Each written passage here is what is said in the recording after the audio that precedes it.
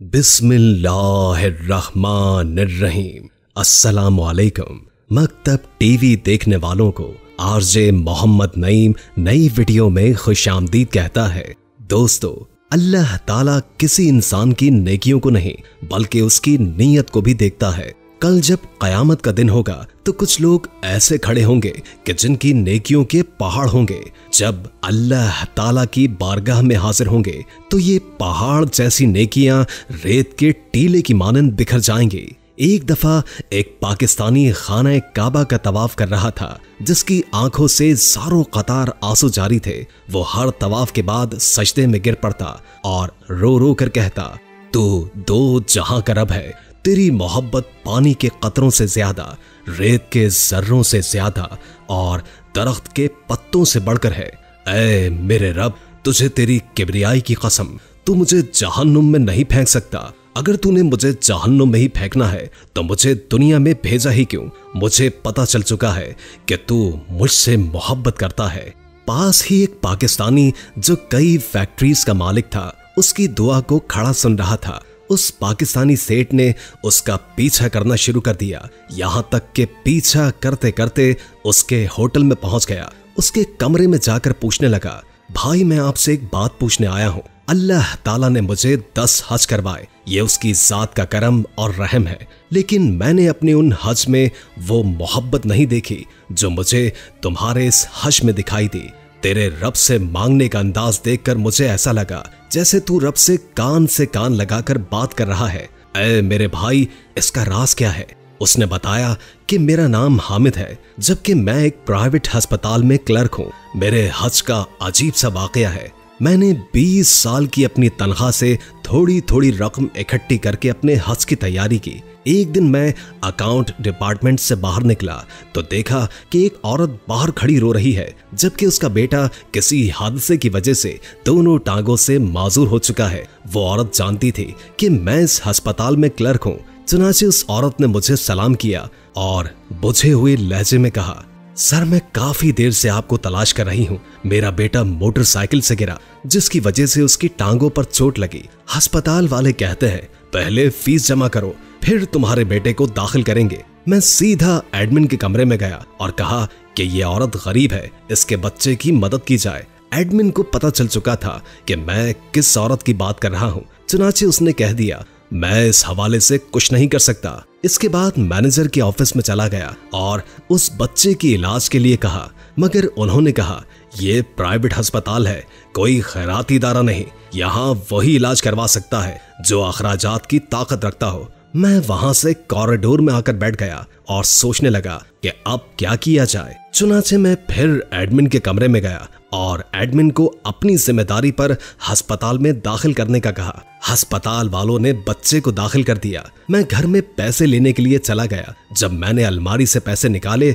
तो आसमान की तरफ देखा और कहा, ऐ अल्लाह, तू अच्छी तरह जानता है मुझे तेरे घर आने का किस कदर शौक है। जब मेरा ये ख्वाब हकीकत बनने जा रहा है तो अब इस बच्चे की जिंदगी का सवाल है। ऐ अल्लाह, मैं मजबूर हूँ मगर तू बेनियाज है। मैं बेबस हूँ, तू बेबस नहीं। अगर मैं हज पर ना जा सका तो फिर भी मुझे अपने फजल से महरूम न करना। मैं वहां से सीधा अकाउंट ऑफिस गया और बच्चे के 1 महीने के तमाम अखराजात अदा कर दिए। ये नेक काम करके मेरा दिल सुकून से भर गया, लेकिन हज पर ना जाने का गम भी मेरे दिल में मौजूद था। सेठ ने पूछा कि जब आपने बच्चे के इलाज के तमाम अखराजात के पैसे दे दिए तो फिर हज पर कैसे आए? हामिद ने बताया कि जब मैं घर पर आकर लेटा तो हज के मनासिक के मनाजिर एक एक करके मेरी नजरों के सामने घूम रहे थे। मैंने कई बार ख्यालों में बैतुल्लाह का तवाफ किया और कई बार मजमे के साथ लब्बैक अल्लाहुम्मा लब्बैक की आवाज के साथ अपनी आवाज मिलाई। मुझे पता भी न चला कि कब मेरी आंखों से आंसू जारी हो गए और कब मैं नींद की आगोश में चला गया। मैं ख्वाब में क्या देखता हूँ कि मैं बैतुल्लाह का तवाफ कर रहा हूँ और लोग मेरा नाम ले लेकर मुझे हज की मकबूलियत की बशारतें दे रहे हैं। हामिद, तेरा हज मकबूल हो गया। तूने जमीन से पहले आसमान पर हज किया। हमारे हज की कबूलियत के लिए भी दुआ करो। इसी कैफियत में फोन की घंटी ने मुझे जगा दिया।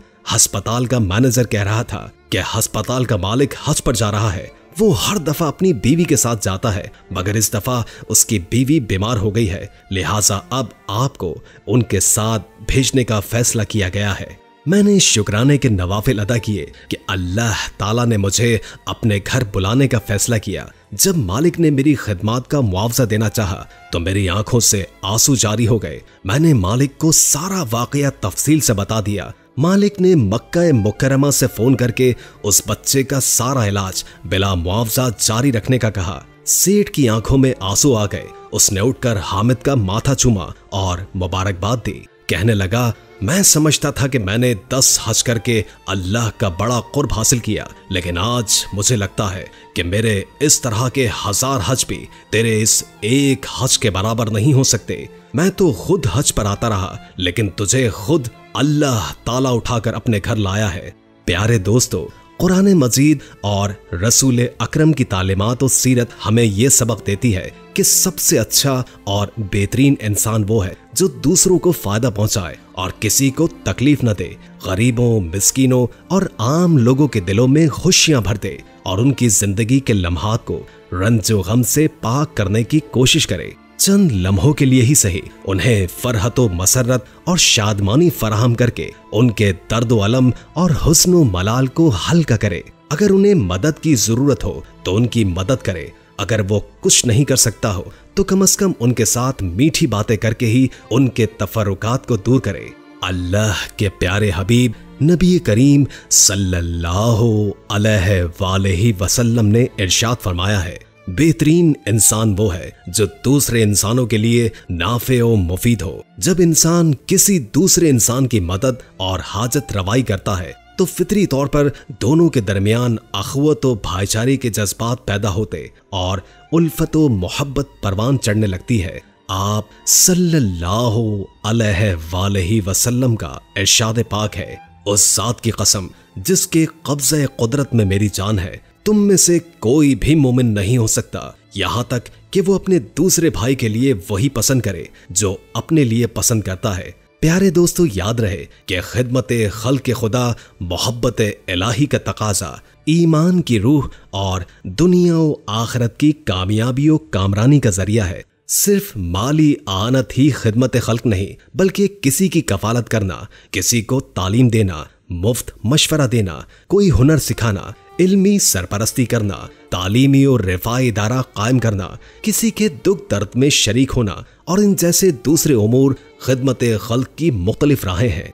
इंसान एक समाजी मखलूक है, इसलिए समाज से अलग हटकर जिंदगी नहीं गुजार सकता। उसकी तमाम तर मुश्किलात का हल समाज में मौजूद है। मालो दौलत की वसतों और बेपनाह सलाहियतों के बावजूद इंसान एक दूसरे का मोहताज है।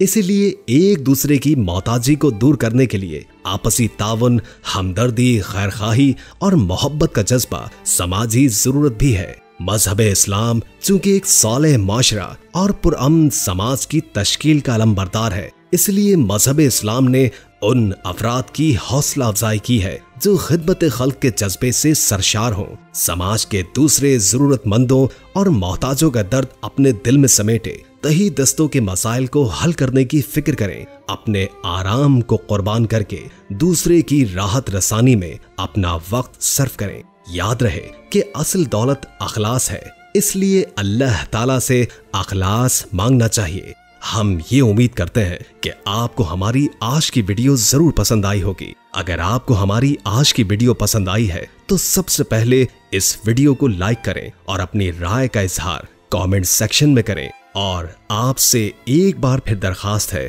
कि आप हमारे चैनल मकतब टीवी को जरूर सब्सक्राइब करें और साथ में लगे घंटी के बटन को क्लिक करें ताकि आपको हमारी आने वाली मजीद वीडियोस का नोटिफिकेशन मिलता रहे। अल्लाह ताला आपका और हमारा हामी व नासिर हो।